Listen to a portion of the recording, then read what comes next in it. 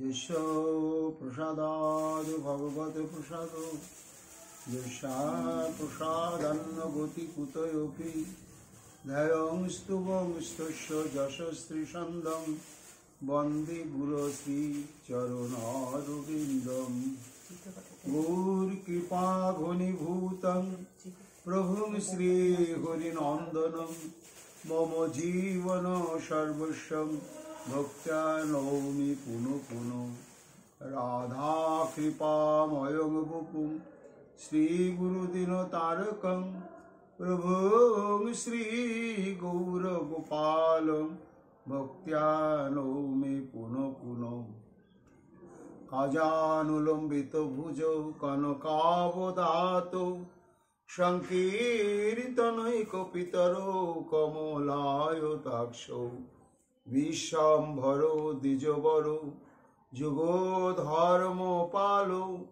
वन्दे जगत्प्रियकरो करुणावतारो आनन्दलीलामय विग्रहाय हेमावधिपच्छविसुन्दराय तस्मै महाप्रेमरसप्रदाय चैतन्यचन्द्राय नमो नमस्ते निरानन्दमिदं सर्वं प्रेमानन्दस्फुटीकृतं येन तं सततं वन्दे नित्यानन्दजगद्गुरुं श्री अद्वैत नमस्तुभ्यं कलिजनकृपानिधे गौरप्रेमप्रदानाय श्री सीतापतये नमो लादिनी स्वरूपाय गौरांगसुहृदाय च भक्तशक्तिप्रदानाय गदाधर नमस्तुते प्रणमामि श्रीवासं तमाद्यं पंडितं मुदा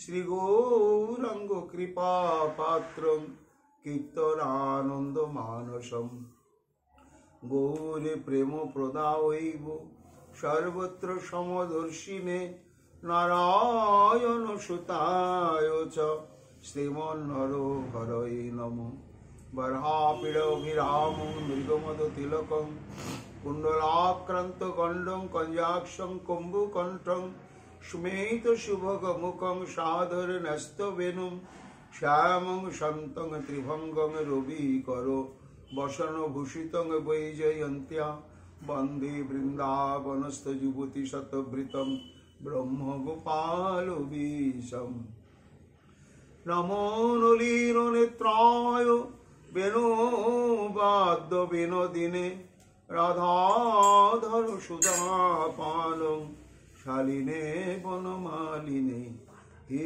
कृष्ण करुणा सिन्धो दीनबन्धु जगत्पते गोपेशो गोपिकान्त राधाकान्त नमस्तुते मुखं करोति वाचालं पंगुं लंघयते गिरिं यत्कृपातमहं वन्दे परमानन्दमाधवं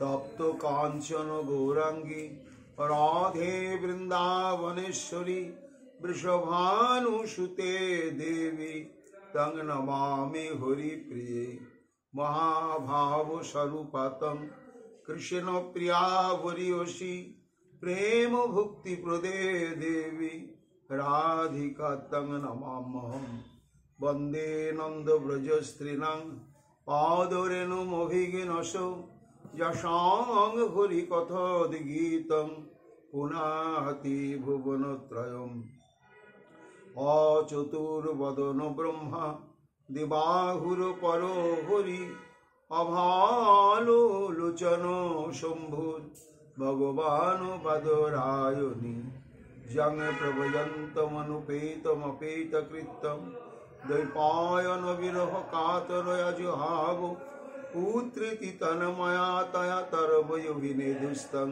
सर्वभूतहृदय मुनिमानुतस्मै तमादिदेवं करुणानिधानं तमालवर्णं सुहितावतारम् अपार संसार समुद्र सेतुं भजामहे श्रीभागवत स्वरूपम् वंशाकल्पतरुभ्यश्च कृपा सिन्धुभ्येव च পতিতানাং পাবনেভ্যো বৈষ্ণবেভ্যো নমো নমো। জয় রূপ সনাতন ভট্ট রঘুনাথ, শ্রীজীবী গোপাল ভট্ট দাসের রঘুনাথ। ভক্তি ভরে বন্দি ছয় গোসাঁয়ের চরণ, যাহা হইতে বিঘ্ন নাশ অভীষ্ট পূরণ। জয় গৌর ভক্তবৃন্দ, গৌর যাদের প্রাণ, সবে মিলিতে হো মোরে নিতাই গৌর ভক্তিদান। নিতাই গৌর হরিবোল, নিতাই গৌর হরিবোল, নিতাই গৌর হরিবোল। জয় জয় নিতাই গৌর হরি হরি বল। রাধে রাধে রাধে, জয় জয় শ্রী রাধে। হা রাধে প্রাণ রাধে, রাধে রাধে রাধে, রাধে রাধে রাধে।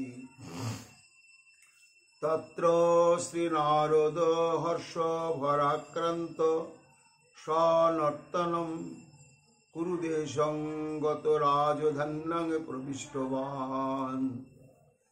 কলিযুগ পাবন অবতার প্রেম পুরুষোত্তম ভগবান শ্রী চৈতন্য মহাপ্রভুর অশেষ বিশেষ কৃপাভাজন অন্তরঙ্গ পরিকর আচার্যবর্য পরম পূজ্যপাদ শ্রীমৎ সনাতন গোস্বামীপাদ কর্তৃক প্রণীত শ্রী শ্রী বৃহৎ ভাগবতামৃত গ্রন্থের ভগবত কৃপাভর নির্ধার নামক প্রথম খণ্ডে প্রিয় নামক পঞ্চম অধ্যায়ে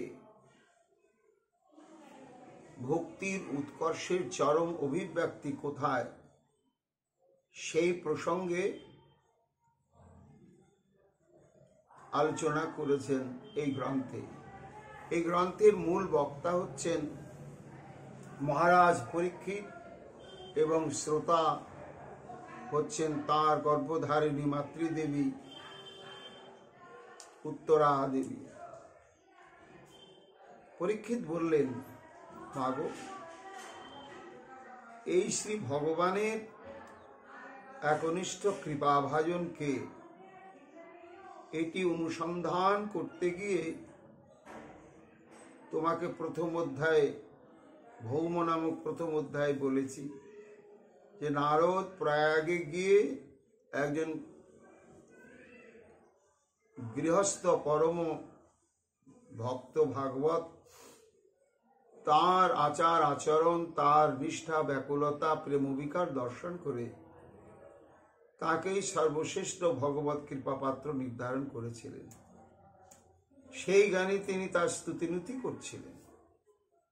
তখন তিনি অত্যন্ত দৈন্যতার সঙ্গে বললেন যে দেবর্ষিপাদ, আমি তো কিছুই না, আপনি এই ভারতবর্ষের দাক্ষিণাত্যে গমন করুন, সেখানে একজন বিখ্যাত রাজা, সে দেখুন তার সমগ্র রাজ ঐশ্বর্যের মাধ্যমে কিভাবে কায় মনোবাক্যে শ্রী ভগবানকে তুষ্ট করে চলেছেন। তিনি হচ্ছেন প্রকৃত ভগবানের একমাত্র কৃপাভাজন। দেবর্ষি নারদ গিয়ে সেখানে অভিভূত হয়ে পড়লেন।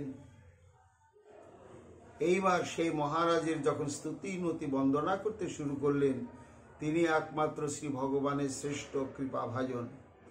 তখন কাঁদতে কাঁদতে সে মহারাজ বললেন যে, হে দেবর্ষি নারদ, আমরা মর্তবাসী মানব দেহধারী জীব মাত্র, আমাদের আদি ব্যাধি বিকার ইত্যাদি রয়েছে। তারপরে আমাদের ক্ষমতা, আমাদের সামর্থ্য, আমাদের সম্পদ সবই সীমিত। তাই সীমিত সামর্থ্য নিয়ে আর সীমিত পরমায়ু নিয়ে, ক্ষণকাল পরমায়ু নিয়ে আর সীমিত সম্পদের দ্বারা কি ভগবানকে প্রাণ খুলে সেবা করে সুখ দেয়া যায়? বরং আমাদের মতন সহস্র সহস্র কৃষ্ণ উপাসক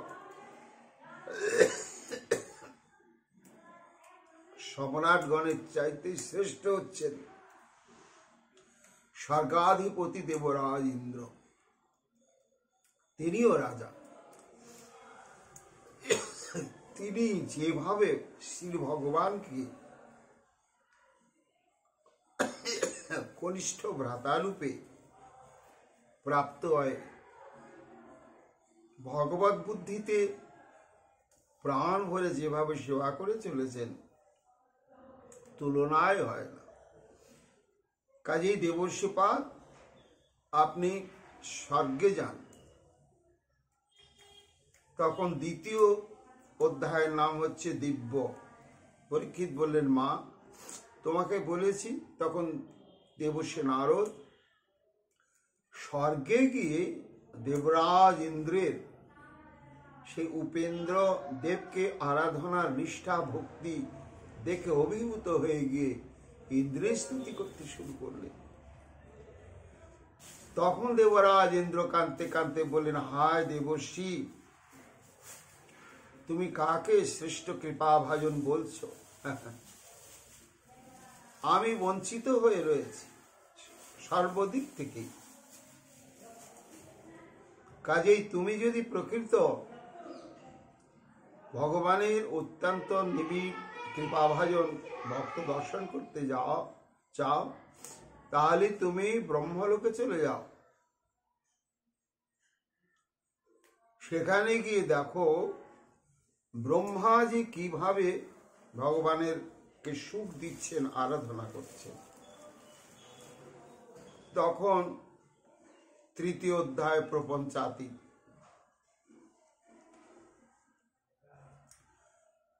দেবর্ষি নারদ ব্রহ্মলোকে গিয়ে উপস্থিত হলেন।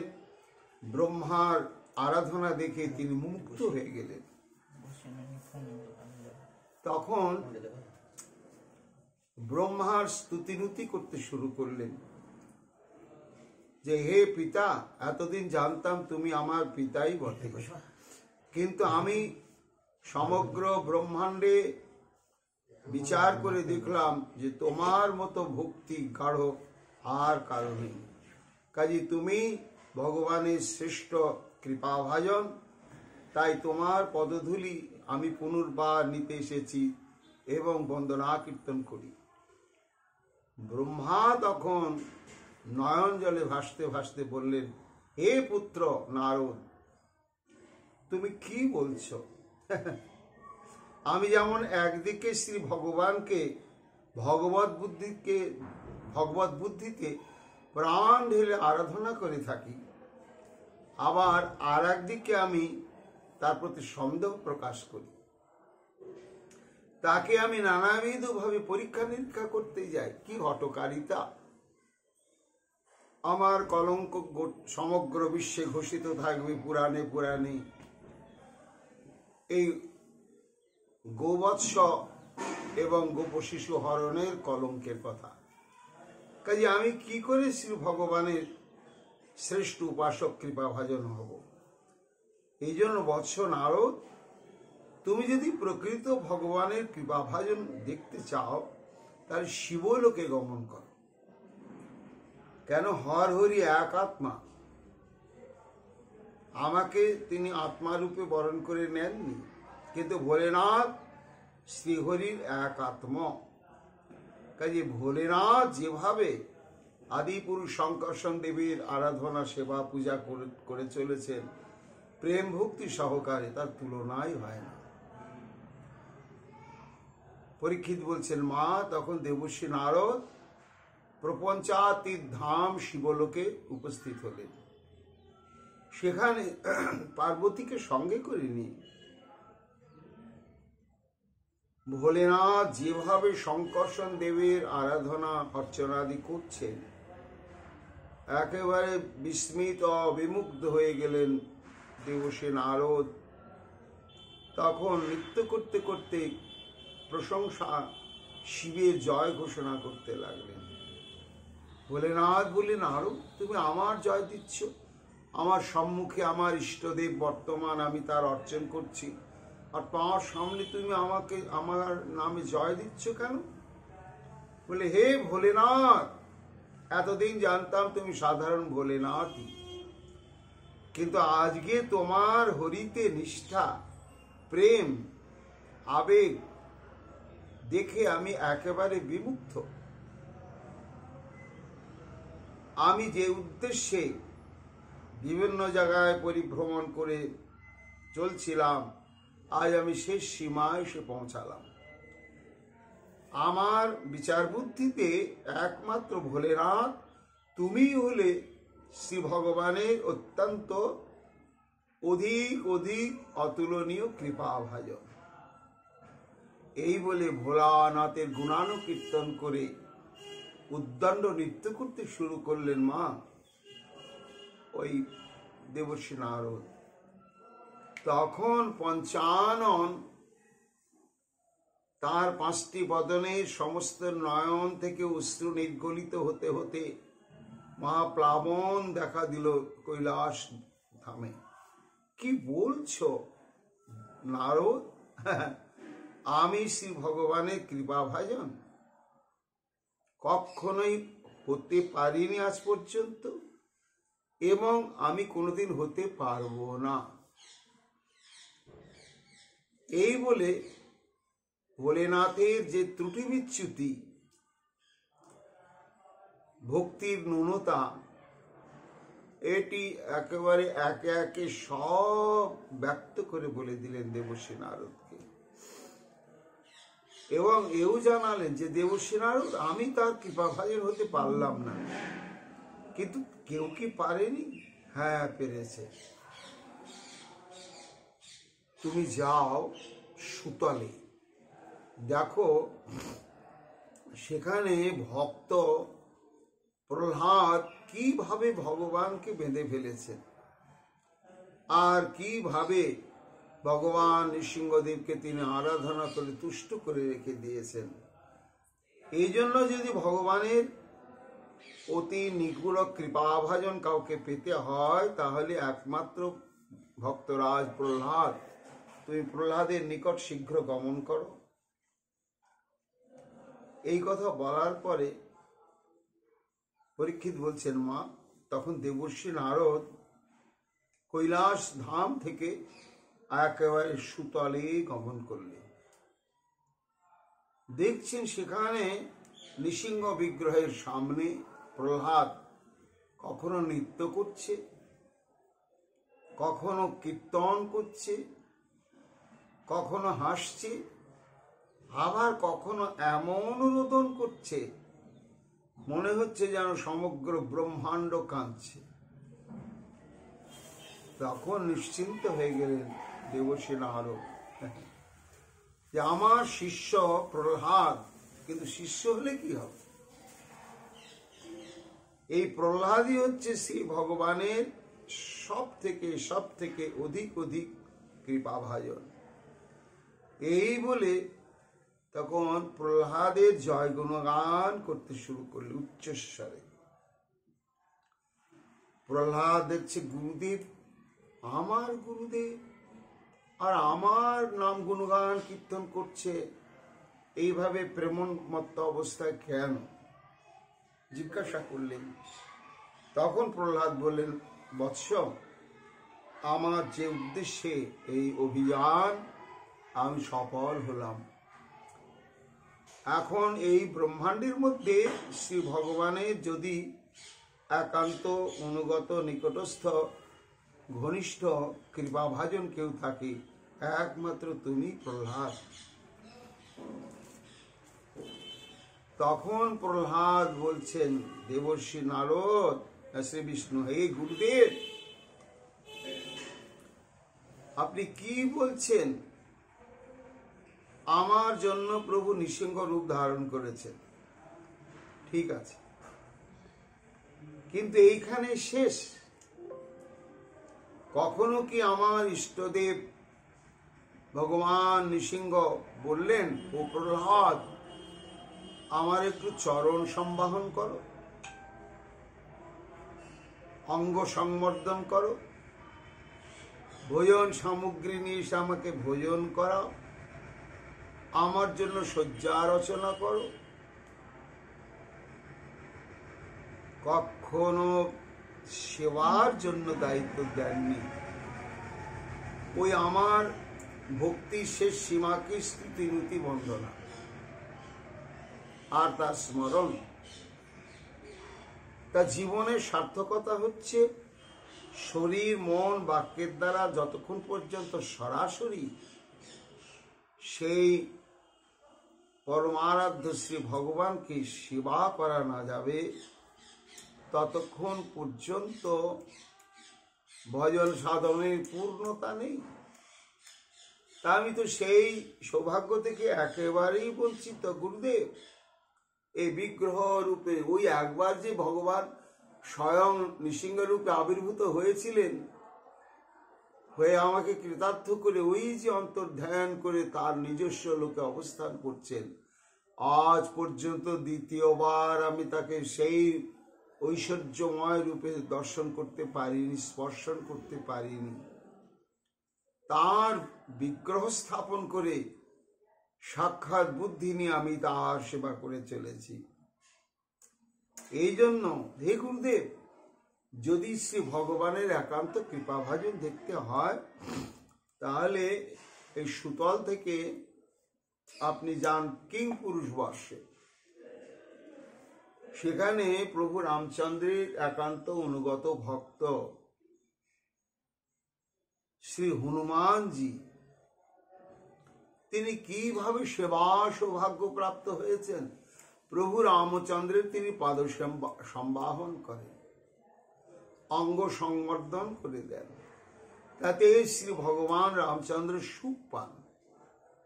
এইখানেই তো ভজন সাধনের সিদ্ধি, চরম পরম প্রাপ্তি। যে ভজ ধাতু শব্দের তাৎপর্য হচ্ছে সেবা, তাই যে ভক্তি দ্বারা ভক্ত সেবাধিকার প্রাপ্ত হয়ে সর্বান্তঃকরণে শ্রী ভগবানের সেবায় নিযুক্ত হয়ে যায়, সেই ভক্তিটা হচ্ছে শ্রেষ্ঠ, সেই সাধকের জীবনও সার্থক শ্রেষ্ঠ। তা হে গুরুদেব, এই জন্য আপনি কিংপুরুষ বর্ষে যান আর দেখুন হনুমানের কাছে ভগবান রামচন্দ্র কিভাবে বাঁধা পড়ে রয়েছে।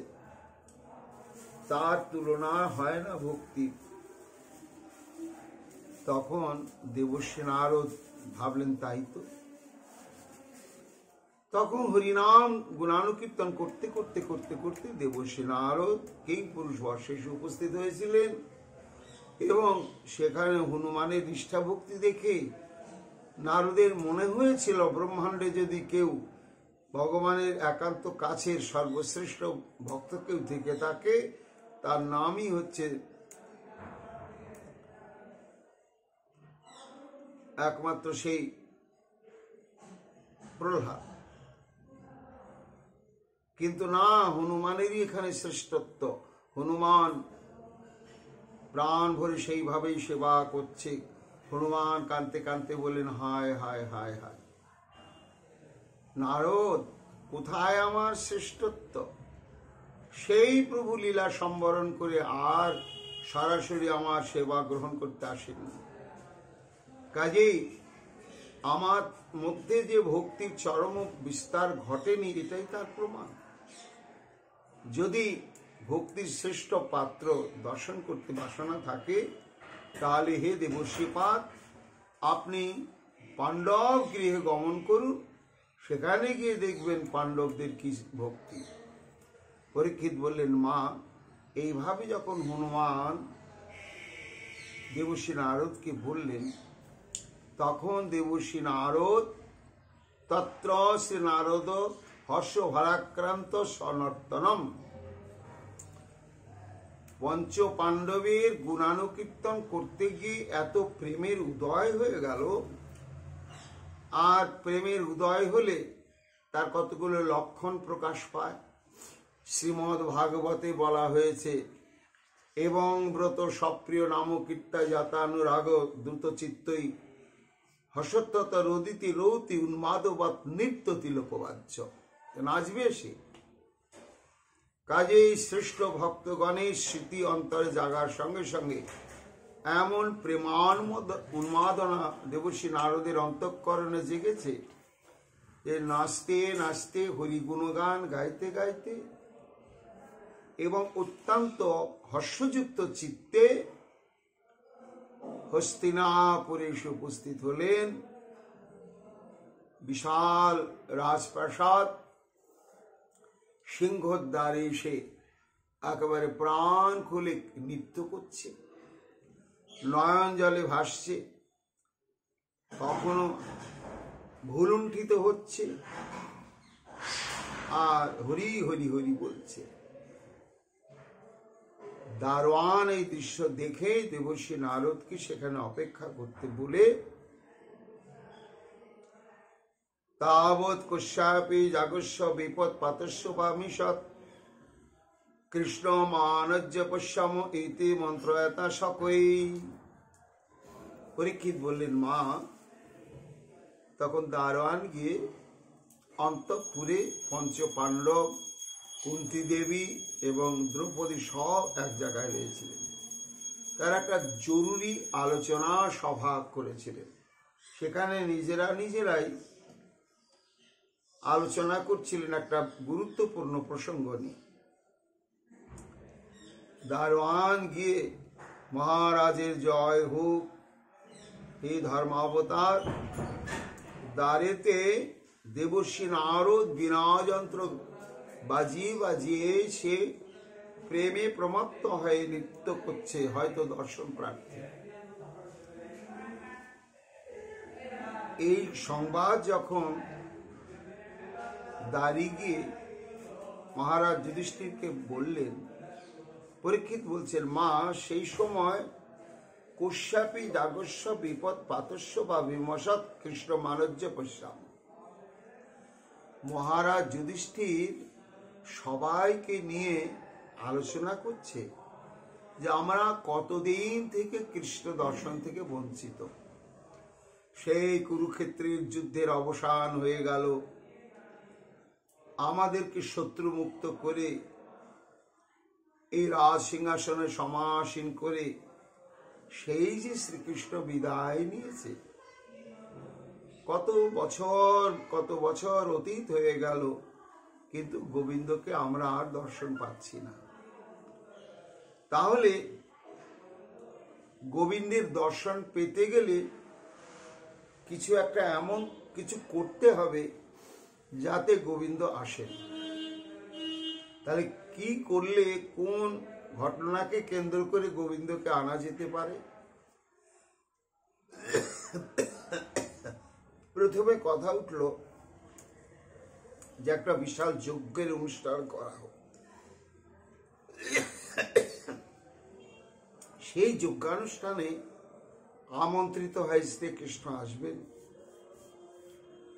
এবং যজ্ঞানুষ্ঠানটা সার্থক হবে, আর তাতে আমাদের পরম লাভ হবে কি, আবার আমরা কৃষ্ণ দর্শন পাব এবং কৃষ্ণের সেবা সৌভাগ্য পাব। কোন পাণ্ডব বলছেন, মহারাজ, কিন্তু এখন তো কোনো বিশাল যজ্ঞানুষ্ঠানের কোনো প্রয়োজন নেই। অপ্রয়োজনে যজ্ঞানুষ্ঠান করে তাকে আমন্ত্রিত করলে তিনি আসবেন কেন? বরং এই যজ্ঞানুষ্ঠানের আমন্ত্রণ ছাড়া যদি আর দ্বিতীয় কোনো প্রকার উপায় থাকে তাহলে কৃপা করে বলুন। তখন মহারাজ যুধিষ্ঠির বললেন, ভাতৃবৃন্দকে সম্বোধন করে, দেখো ভাই, আর একটা কারণ আছে। সেটা কি? বিপদ পাতস্য বা মিশন।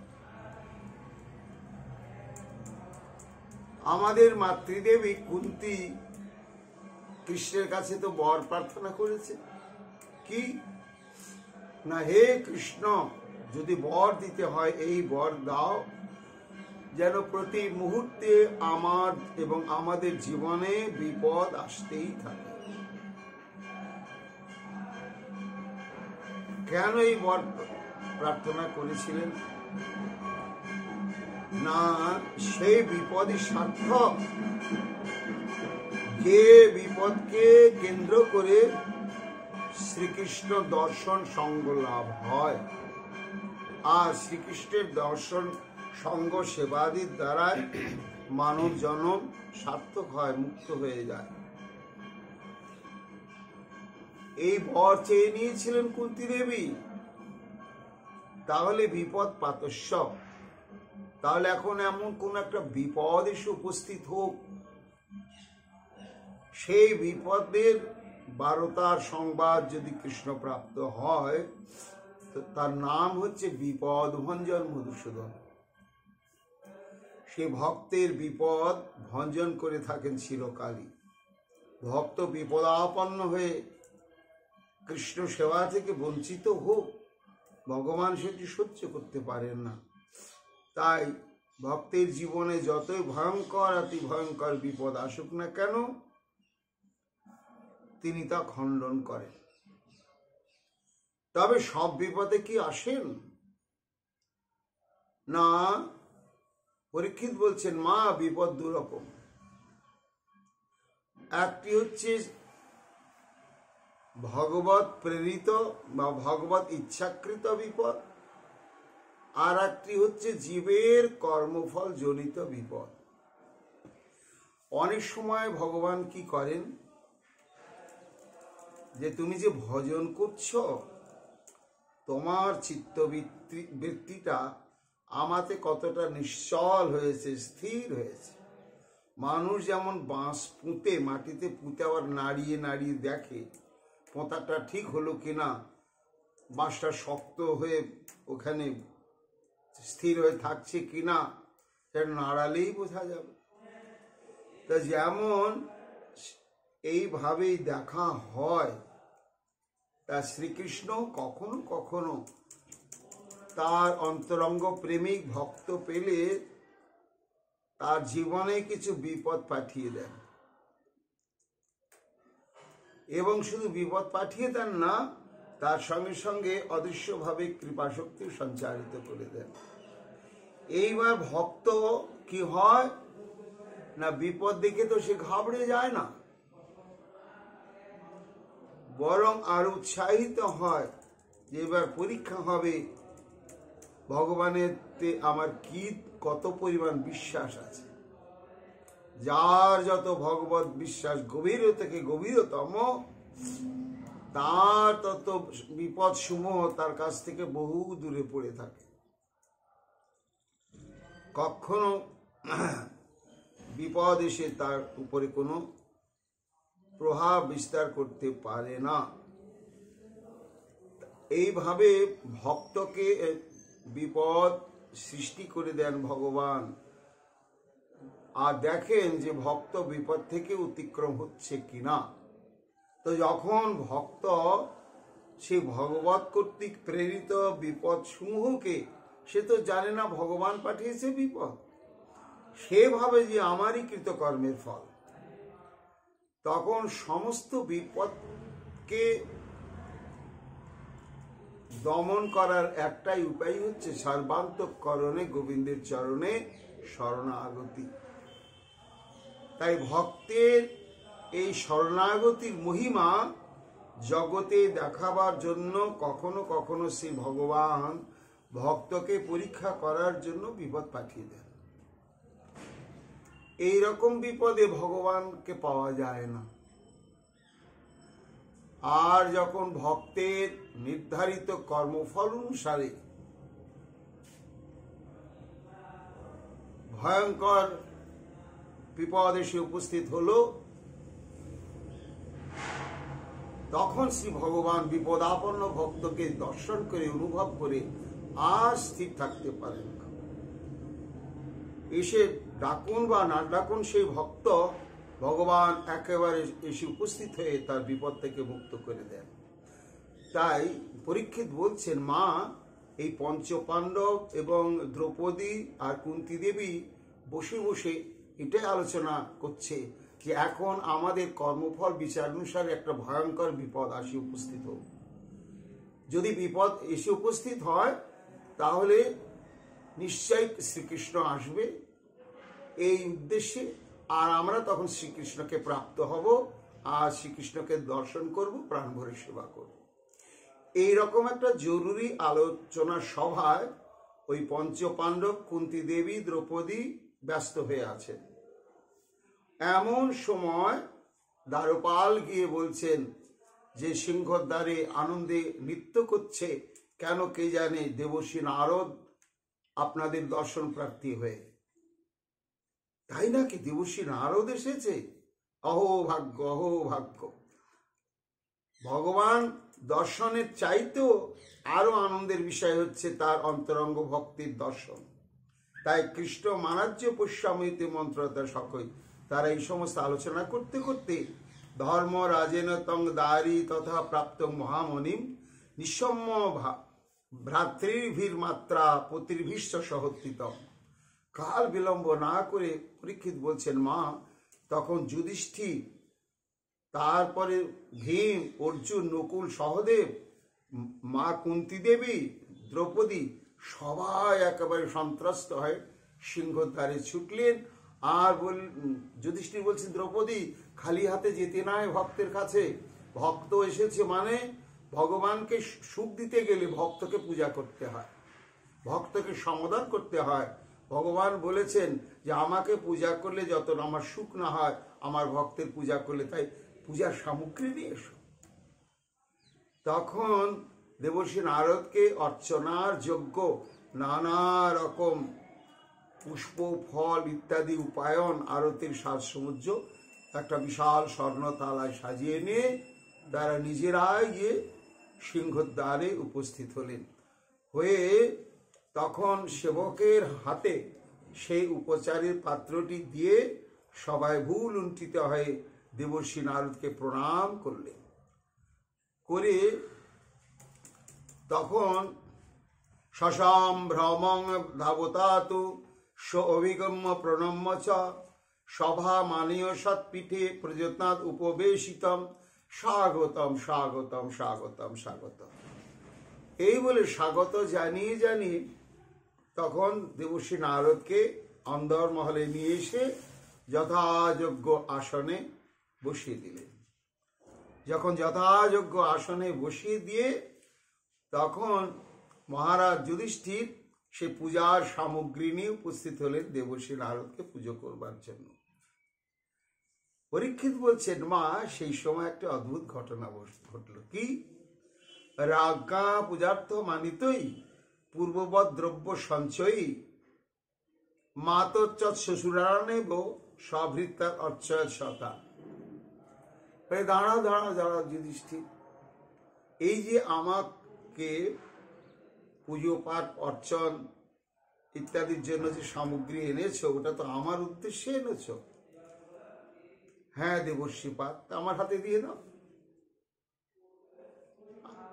আমাকে দিয়ে দিলেই তো তোমাদের হয়ে গেল, আর আমি পেলাম, সন্তুষ্ট হলাম। পরীক্ষিত বলছেন, মা, দেবর্ষি নারদের অন্তরের কি ষড়যন্ত্র বুঝতে পারেননি।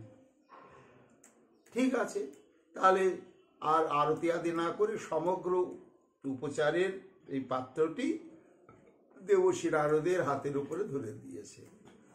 আর যেই দেবর্ষি নারদের হাতে তুলে দিয়েছে, সভৃত্তানর্চয় শতান।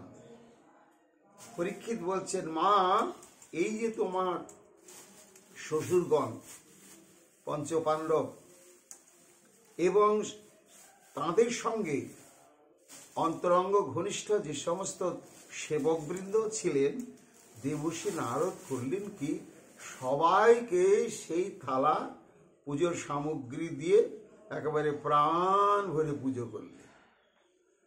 ওই নিজের জন্য আনা মালাটি তখন পরিয়ে দিলে যুধিষ্ঠিরকে, দিয়ে তখন একেবারে আনন্দে হরিবোল হরিবোল হরিবোল শুরু করলেন। মনে পড়ে গেল, হনুমদ গদিতং এতে সুকৃষ্ণানুগ্রহ বৈভবম বহু সংকীর্তনয়া মাস বাণীগীতম বিভূষিতম।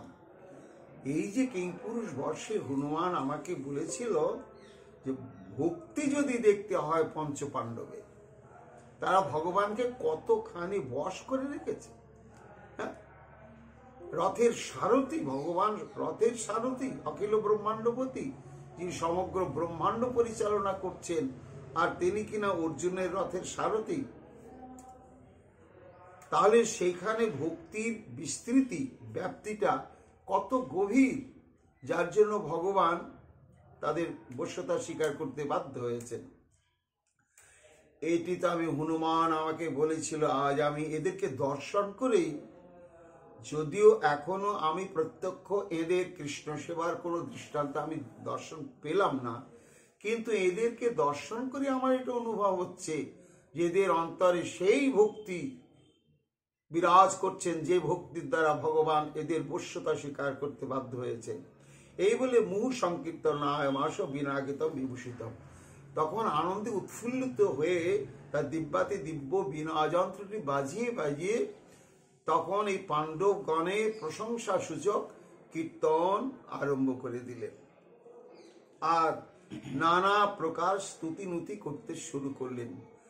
কিভাবে স্তুতি করলেন, কেন দেবর্ষি নারদের দৃষ্টিতে কোন কোন লীলার স্মৃতি অন্তরে জাগার জন্য এই পঞ্চপাণ্ডবের ভক্তি একমাত্র চরম ভক্তি, এবং পঞ্চপাণ্ডবগণের শ্রী ভগবানের প্রকৃত কৃপা ভাজন, কোন কোন ঘটনাকে পরিপ্রেক্ষিতে নারদ এটি অনুভব করলেন মহাপ্রভুর কৃপা, আমরা আগামীকাল সেটি শ্রবণ কীর্তন করব। এখনকার মতো বৃহৎ ভাগবত অমৃতম প্রসঙ্গ আমাদের এখানে বিশ্রাম লাভ করছে।